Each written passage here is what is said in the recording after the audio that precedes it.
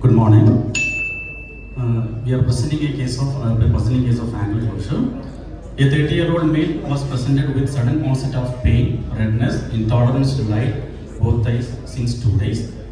He was consulted at nearby high hospital and was given injection mannitol, tapped Diamox for the raised IOP. But in spite of all this, his symptoms exacerbated and was referred to us as a case of angle closure glaucoma. He was also on afloxacin plus dexamethasone eye drops, brimonidine plus timolol eye drops, and orcinolone eye drops when reaching us. On examination, both eye vision was at some hand movement. In the right eye, it was 28, and the left eye was 34. There was circumcorneal congestion. In the cornea, there was striae and edema with DM folds.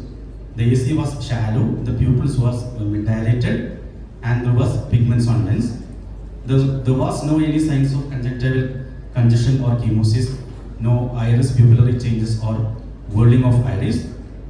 And in a nutshell, it was a bilateral angle closure glaucoma with no previous attacks. So, did I miss something in this case? I went to my mentor and she asked me, did I miss something? Yes, of course I do. I missed the past history of this patient. He was on psychiatric drugs for the past 2 months and for the bipolar disorder. And he was on lithium, chlorpromazine, trihexyphenidyl, nitrazepam and clozapine. She ordered me to do an ASOCT and a B scan. It shows ciliary choroidal effusion, peripheral choroidal detachment and RCC thickening.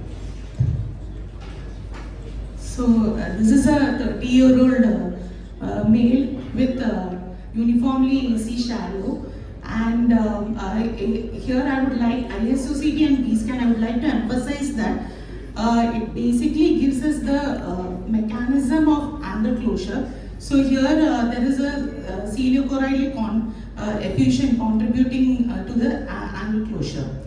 So let's understand the drugs which he was on. He was on trihexyphenidyl, which is used to quell the dyskinesia symptoms from antipsychotics, and its anticholinergic effect causes chronic angle closure.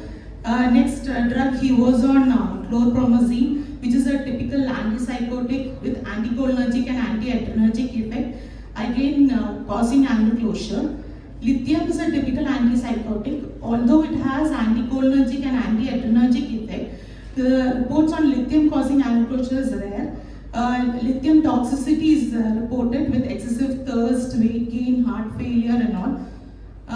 Next is the nitrazepam, which is a benzodiazepine used to treat insomnia, and benzodiazepine acts on the sphincter pupillae muscle again causing angle closure. Case reports on citalopam and acetalopam causing bilateral angle closure has been reported.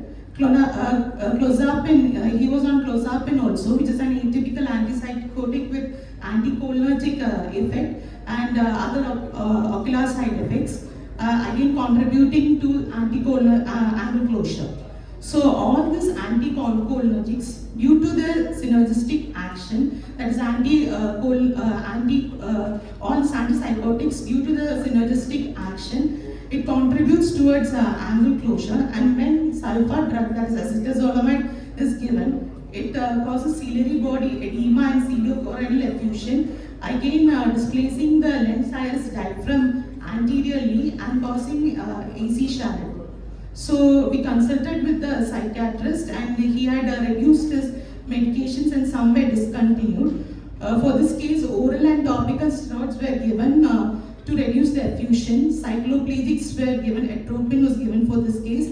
That will reverse the forward displacement. And since the ciliochoroidal effusion was increasing and IOP was low, stopping of anti-glaucoma medications, we had to stop all the anti-glaucoma medications.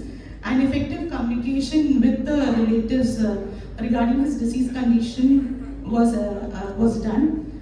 So the drugs stopped, the drugs chlorpromazine and nitrazepam and clozapine all were reduced, and lithium and trihexyphenidyl was discontinued, and sodium valproate was added, which is again an anti-epileptic drug with ocular side effects like diplopia, visual hallucination, nystagmus, cataract and all. So after 18 days of treatment, his ciliacoidal effusion was resolved. Vision was right eye 618 and left eye 612. IOP was 10, cornea there were few pigments seen, AC was shallow, iris showed atrophic patches, pupil was irregular, mid-dilated, lens was cataractus, and fundus showed 0.3 cupping. So basically, I would like to highlight an accurate and comprehensive history aids in 70 to 90% of the diagnosis. We have to be mindful in treating patients with comorbidities and as they will be in multiple drugs, and understand the mechanism of each drug, the synergistic and the antagonistic mechanism. And any case with a young patient with bilateral angle closure, always beware of the masquerades of angle closure. Thank you. Thank you, Dr. Yasser and Dr. Mudita. Judges. Thank you very much.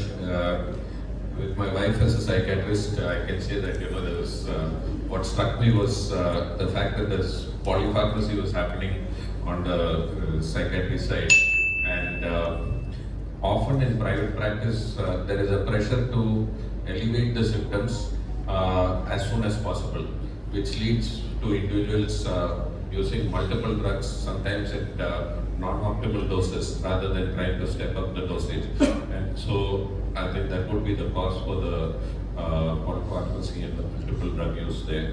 And yeah, it was well identified and documented, and the resolution of the case was satisfactory. Thank you. Dr. Freddy, any comments?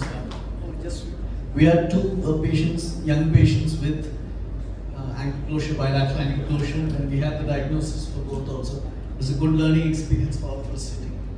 Thank you. Thank you. Call upon Dr. Narayan.